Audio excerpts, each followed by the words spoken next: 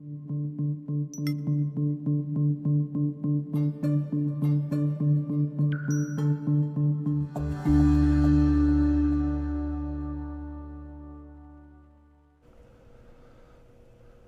right, ladies and gentlemen, don't go anywhere. We've got a huge announcement coming up after this. You're going to meet the 23-year-old, amazing 30,000 Instagram followers. She's coming up next right here, runs a mega agent team out of Phoenix, Arizona. Coming up right now. Don't go anywhere.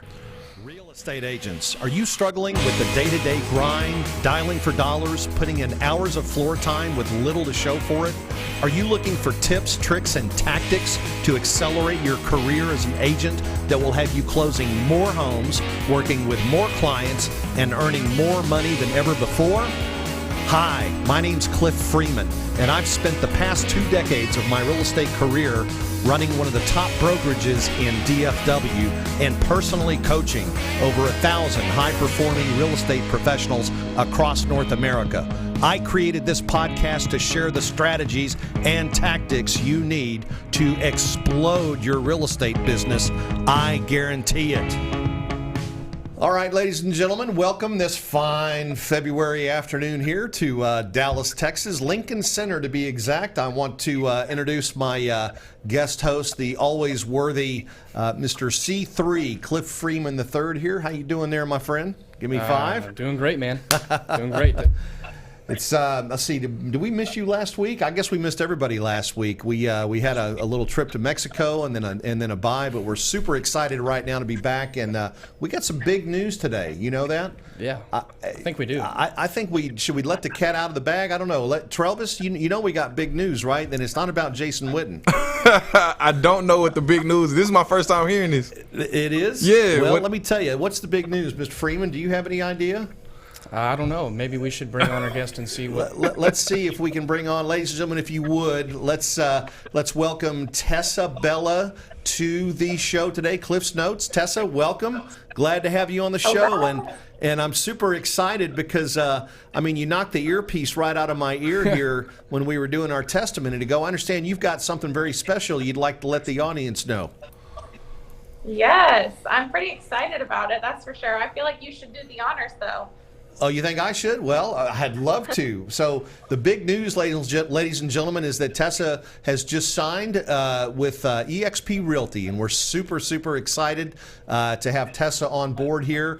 Boy, if you don't know Tessa, you're going to find out about her. She's going to be at Inman soon, right? And you do all kinds of speaking, with NAREP, and you've been in front of some really big audiences helping people with your marketing. And gosh, I'm telling you, it's such an impressive record that you have at 23 years of age, fresh out of high school, I would say, but it's not true. You went to college and you played. You played competitive golf, right? Didn't you go to Arizona State and play on the golf team there?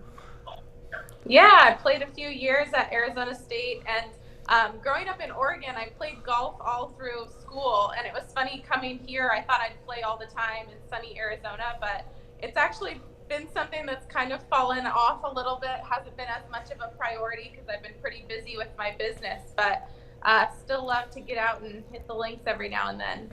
Yeah, I know. It's like, C3 here played a little college golf as well, and, he laid the clubs down, but it's funny. What's it like when you pick up the sticks now? You still remember how to hit them? Yeah, it's actually a lot better when I don't touch my clubs. So. Yeah. He says he forgets all his bad habits when he lays them down for a little bit. That's exactly right. So, Tessa, first of all, welcome to the family. Great news. So excited that you're here with us in the eXp family. But I know the audience out there has got to be wondering how in the world could someone let's face it, you're young, right? That's an advantage right now. Believe me, when you get to be my age, you'll wish you were a lot younger. But at 23 years of age, you've already got, almost 30,000 followers on Instagram. How in the world did you do that? Yeah, that's a great question. It actually all kind of happened in the last, I would say, 18 months is really when I grew my audience quite a bit.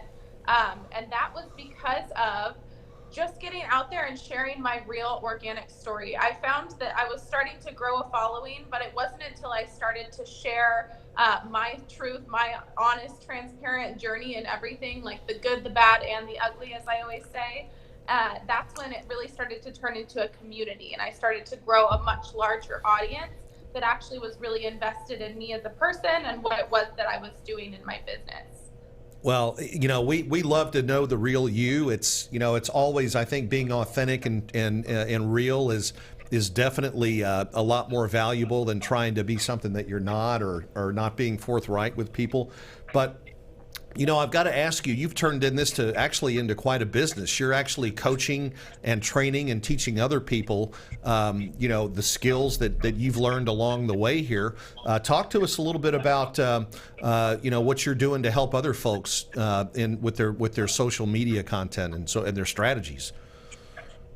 Yeah, absolutely. I do a little bit of everything. So we have part of my agency kind of does the done for you part, where we help take some of that responsibility off of agents' plates in helping them create content that's compelling and unique, distribute that, and really grow an engaged following.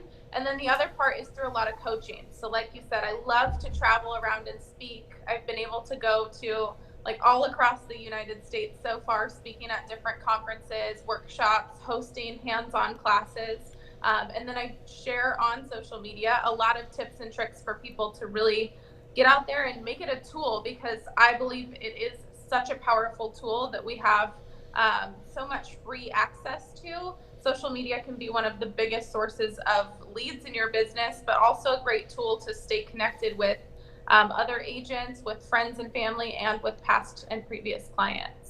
Well, that's outstanding. And refresh my memory here a little bit. You were not too long ago, weren't you down in Miami with our friends Rennie and Sevi down there at a NAREP event, and you did some training down there? Yeah, I've done a couple things with NAREP now, but that was one of the first ones. Is Rennie found me through a Facebook group actually that I was a part of, called Lab Coat Agents, and I'd done a couple trainings in there before. And they contacted me, asked if I would come and speak at one of their NAREP events down in Miami. And next thing you know, I was on a plane, and it was such an awesome way to kind of kickstart a new friendship, new relationship, and then also connect with that piece of the market. So since then, we've been able to go back to Miami and do a lot of trainings down there. It's been a lot of fun. Well, I'll tell you, to hear you speak, I mean, you're wise well beyond your years. I know that you and I have had a couple of conversations in the past about one of your kind of big, hairy, audacious goals is to speak at Inman. Is that still at the top of your bucket list? It is. That is definitely a really big goal of mine. I want to be on stage at Inman. And I would say, to piggyback off that, I just really love to push myself to be in front of larger and larger crowds, because it's such a unique experience. I still host workshops. Just yesterday, I hosted a workshop here in Scottsdale where we had, I believe, 25 agents in there. So it's a cool experience to have those small groups where you can be hands-on and really connecting with people on a one-on-one level. But I also get this unmatched rush when you're on stage in front of 1,000, 2,000, 5,000 people. And I really want to speak in front of tens of thousands of people. So well, shooting for the stars. I didn't tell you this, but Brad Inman is a friend of mine. I've got him in my contacts right here. Would you like me to give him a call while we're doing the show real quick and see if he can work you in? Oh my gosh, that would be amazing. I do know that he's watched our show before. So, Brad, if you're watching right now, just IM me and I'll give you Tessa's contact information. Actually, we'll give that out later in the show. But, yeah, that would be great. We'd love to see you at Inman as well. I got to tell you, at C3, I look at this young lady and I don't. Do you see? I bet she doesn't even have the word fear in her vocabulary. Very confident. I mean, sure. Unbelievably how you carry yourself so well. So, is there anything that scares you? What are you fearful of, Tessa? Anything? I would actually have to say, I know it's kind of a funny response, but I don't have a lot of things that scare me. I do really love to push myself into things that challenge me. But I think that that's how you continue to kind of chase that fire in your life. And that is really kind of the purpose of life, in my opinion, is to continue to challenge yourself, push out of complacency, and make sure that you're always chasing new heights. So for me, I've unwillingly had to face a lot of the things that would have been fears of mine in the past. And I had to face a lot of those things pretty early on in life. So you start to train yourself that if you keep the promises you make to yourself and you push yourself through even the hardest of times, you start to get this sense of kind of feeling invincible. And that's pretty powerful if you're able to really channel that into your business, into your relationships, and into everything else. Would you be willing to take us back? And I don't want to pry into your personal life here, but would you be willing to take us back and talk a little bit about some of those things you were talking about that formed you, that really put the metal in you? What can you share with us? Yeah, absolutely. I'm a very open book, honestly. I pretty much share just about everything, and that's one of the reasons I was excited to start a podcast, is to be able to have the opportunity to share those things and share those stories, because it really is helpful for other people that may not see the light sometimes. But I actually moved out when I was about 14, 15 years old. Both of my parents were pretty wrapped into the drug and alcohol world. And that forced me into having to be an adult pretty early on in my life. And I also had a very dear friend of mine who lost her parents. And so I kind of took it upon myself to say, look, we're both in these situations, but we're going to kind of link arms and rise together. So we got ourselves like a place to live. It was this little rundown shack, honestly, completely unlivable, not even sure how that was possible, but paid like $250 a month. I was working as a dishwasher at a Chinese restaurant, and really just instantly in that moment, something clicked where I was like, I'm not going to take the circumstances that life gives me and be a victim of them. I'm going to really use that as kind of the springboard to launch myself into this belief system that I can accomplish anything. So those are the kind of things, right, that you typically might be fearful of, is losing people close to you or having to be out on your own. But it was really empowering for me, and I've been able to take that same kind of fire into all areas of my life moving forward. And I believe that sharing that with other people is helpful to encourage them and show them that if someone like me can do that, then really truly anybody can do that. I don't have special circumstances or anything unique other than my passion for sharing my message and helping others.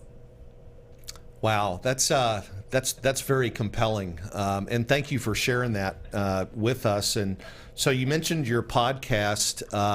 Tell us a little bit about what you like to talk about in the podcast. Who's your target audience? Who do you try to pull in to listen?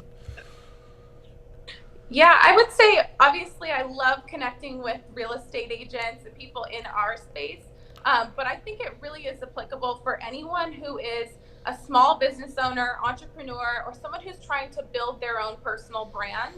And that's something I speak a lot about for agents specifically, is it's important to build a personal brand. So my goal with the podcast is that it's essentially marketing school. I kind of made this joke, but I hope that everyone can listen to it and leave with their own form of a marketing degree that they can now take and apply to help them generate more leads, really optimize their online strategy, and just find more success in their business, because I think there's more than enough to go around for everyone. And what's the title of your podcast?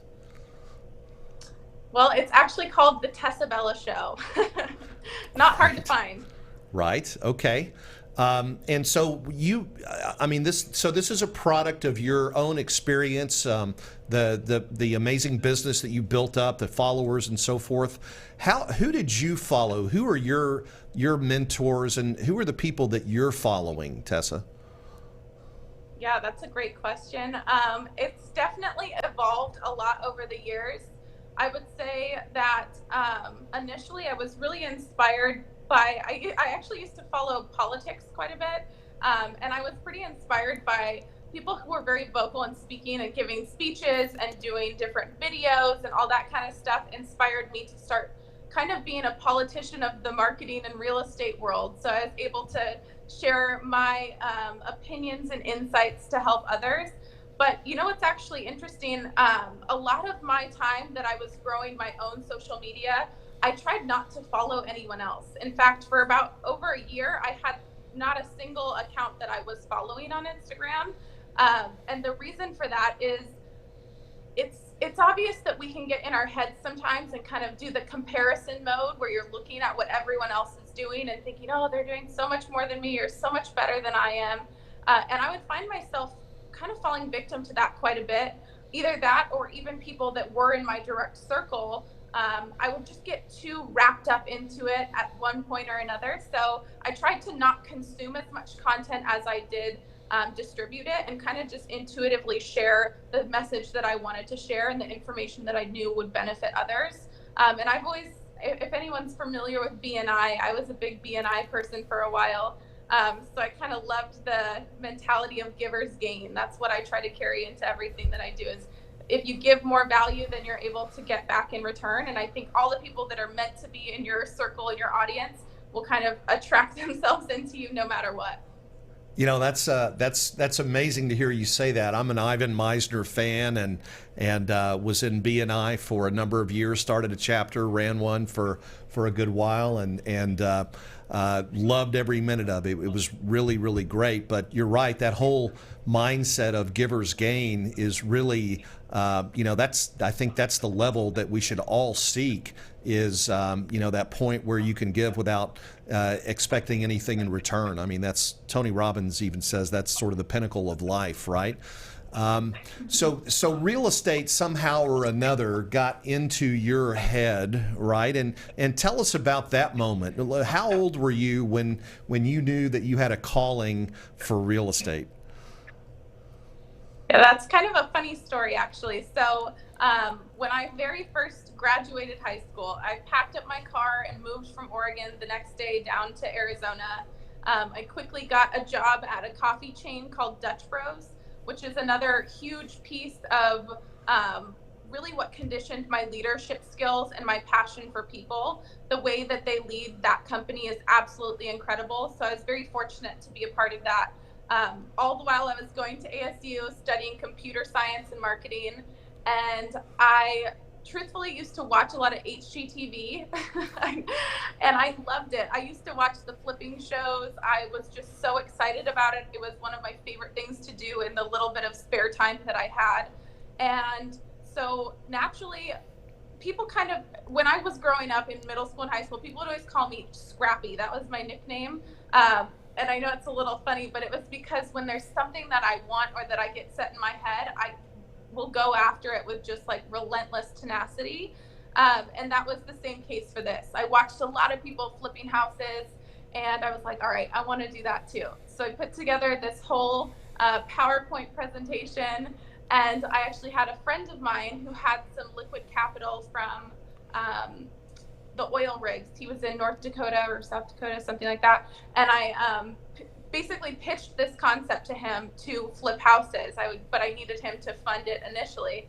And he said it was very convincing, but at the end of the day, I got lucky that I had the opportunity to present that concept to someone. So I did. He funded the first one. We went on to flip 23 homes that first year when I was 18. And then that really rolled over into creating a residential resale team, all the while studying marketing and stuff. I was finding that I could use these tools such as social media to really display what it was that I was doing, the journey that I was on, and then of course sell the homes once we were done with them. So that's kind of what sparked it all, was this simultaneous growth of real estate and marketing and seeing how much they go hand in hand. So that was a real life experience. What did you learn? What information? What can you lay on our audience here? Because there's people I know out there that are really anxious to know how to use social media. I mean, you talked about how you did it. What are some of the most important things that you can share with the audience today about integrating some social media in with their prospect, their marketing, their lead generation? What do you have to say to people that really want to try to get to your level? I would say to think of social media as a social tool. I think naturally because they're apps on our phones and computers, we think it's a tool to help you hide behind a screen.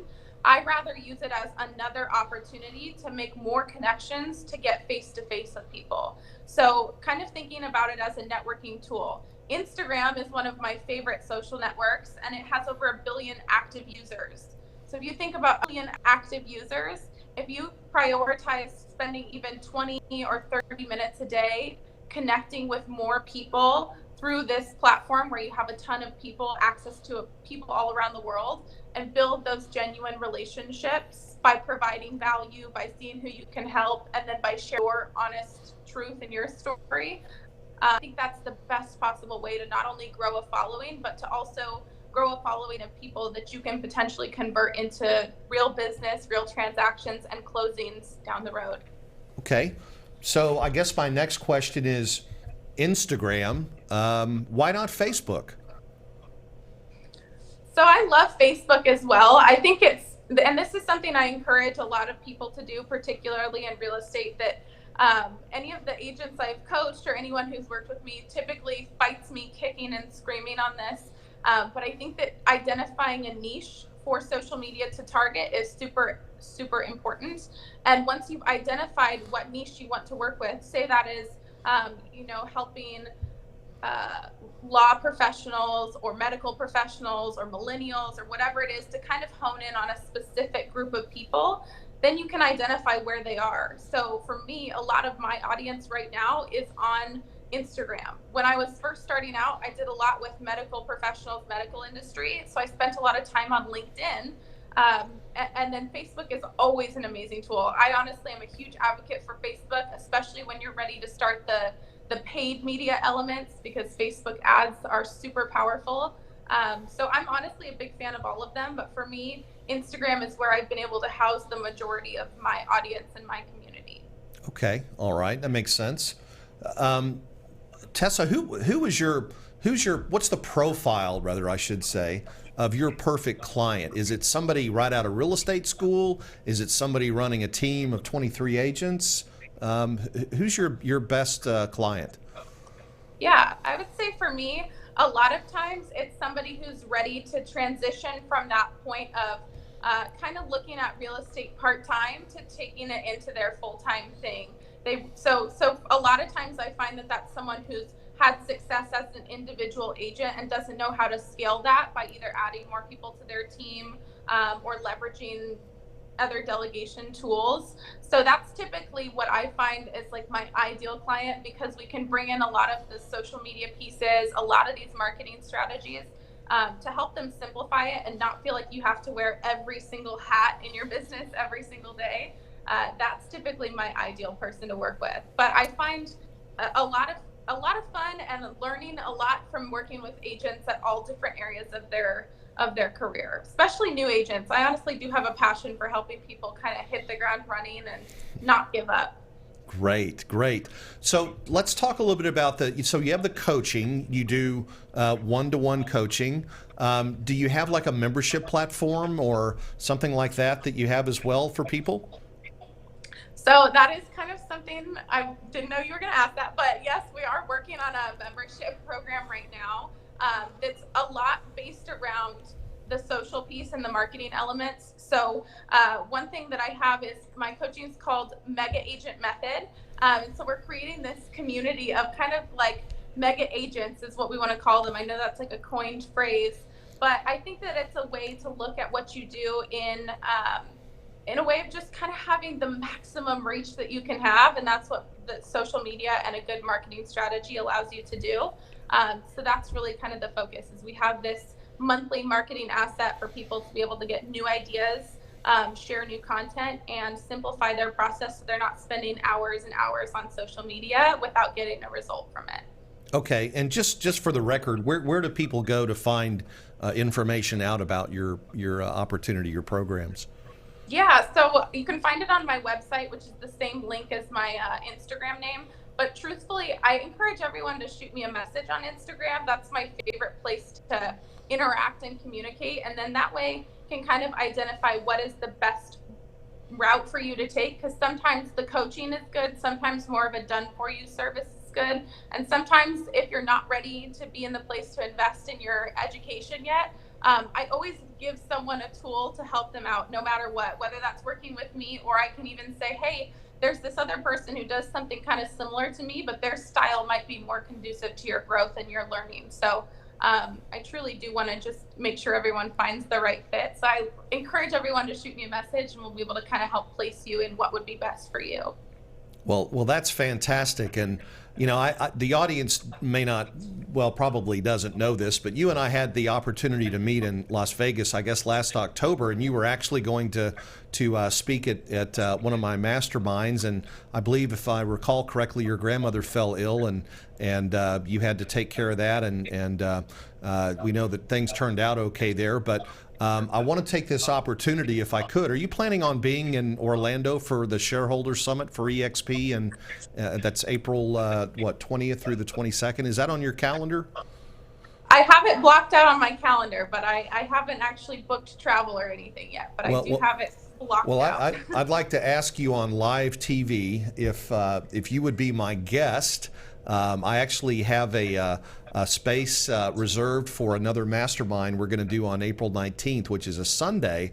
And if you're available, I would love to invite you back to lay down some and unpack some really good stuff for our group, and you know, really to see if you can have an impact there on those folks. Was that something that you would consider doing for us? Please? Yes, I would love to do that. I think that would be really cool.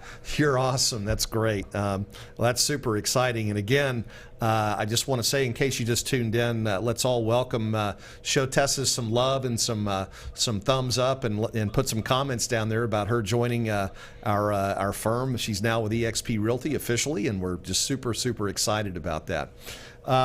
So this amazing, again, the statistics that you have are just insane. 30,000 followers on Instagram. Where is that going to go? Is there an end to that? I mean, do you have how do you measure things now? I mean, is that the important metric that you look at to determine if your social media is successful in what you're using it for? What are the kind of metrics that you look for in Instagram, Tessa? If say I'm just getting into this, do I try to go get as many people follow me as I can? Is that the plan, or what?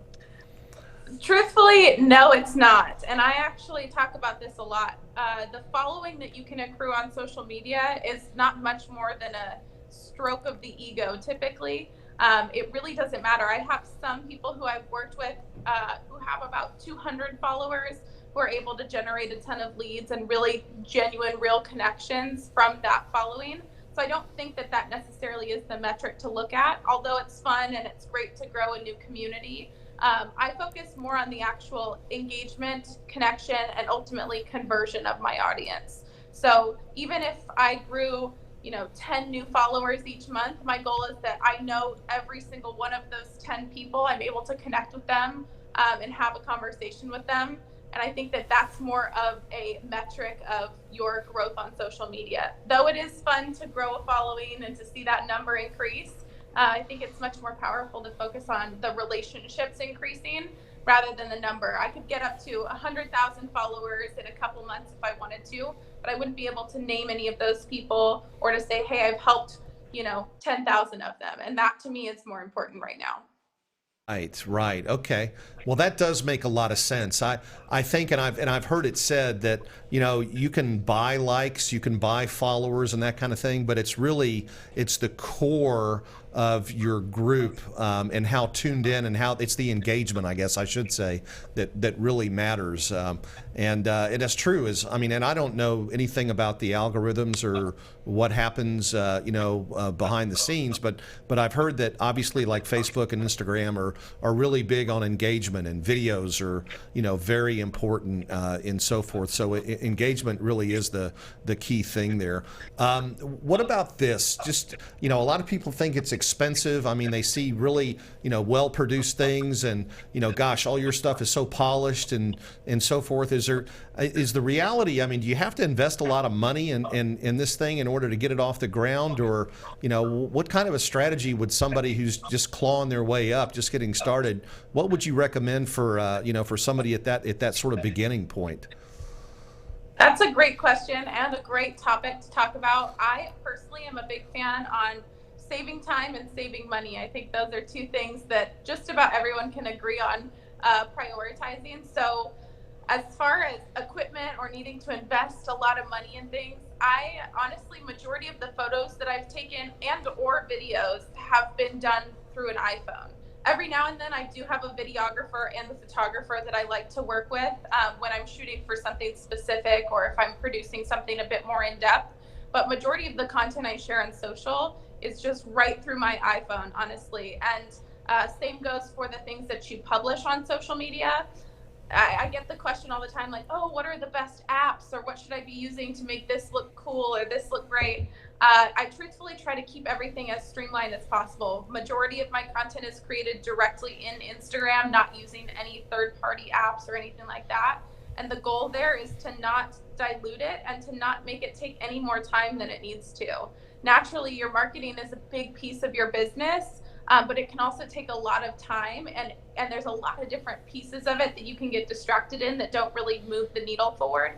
So I try to be strict with how I'm prioritizing my time as far as content creation and focusing on the things that are actually going to get me an ROI rather than just look pretty. Got it. Okay. All right. Well, golly, I just looked down at the clock here. I can't believe how the time has flown. Unfortunately, we're going to have to wrap it up. Before we go, Tessa, is there anything that we didn't cover? Any question that I didn't ask you that I should have? This is your chance. Not that I can think of. I think just when I'm going to get on stage at Inman. That's my biggest question. Brad, if you're listening, hey, we're knocking on your door here. We need to speak with you. Right, there you go. And Tessa, I'm sure you would do great. I would encourage you to put the TED Talks on your bucket list after Inman. I think that's a logical next step. What do you think, C3? I think that's very reasonable. I think that's appropriate. Yeah. Travis, what do you think? You think this rock star here can handle the TED Talks? No, she definitely can handle it. I'm with you. I don't know her for very long, but I just feel it in my spirit. Doesn't she have? I'll tell you, she's got such a force and a great heart, and we're just so thankful to have wonderful talent.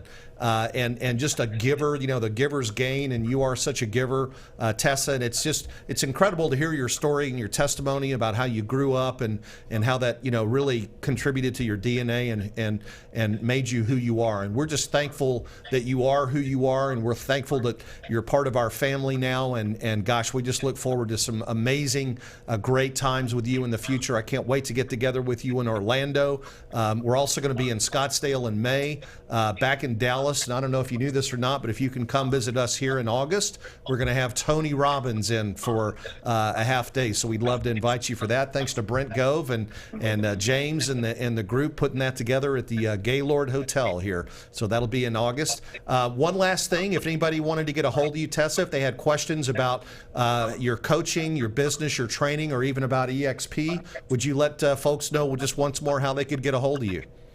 Yeah, honestly, the best way to connect with me is to connect through Instagram. My Instagram is Tessabella. It has 2 A's, so TESSAABELLAA. And that's the best way that you can find me and connect with me. Just shoot a message. And even though sometimes it takes me a while to sort through all the messages, I do personally go through those. So it takes a little bit to climb through the DMs, but I'll definitely get there. So find me on Instagram, shoot a message, and I'll be sure to connect with everyone there. That's right. Get a hold of Tessa, get your questions answered, get your life straightened out. Boy, if there's anybody that can help you, I think this young lady right here can. Well, Tessa, it's so great to see you again. Really looking forward to seeing you in April, and thank you for being on the show. Ladies and gentlemen, what a great opportunity here. I hope you got your social media fixed for the day here and get yourself tuned up. up. Get a hold of Tessa and see if she can help you out. C3, another great show today. Thank you, sir. What a wrap, show. Trelvis, my good friend. It's good to be back in the seat here. Good to see you. And audience, wow, what can I say? We'll see you next week. You guys get out, enjoy the beautiful weather here. Good golf, good tennis, or whatever makes you happy. See you next time.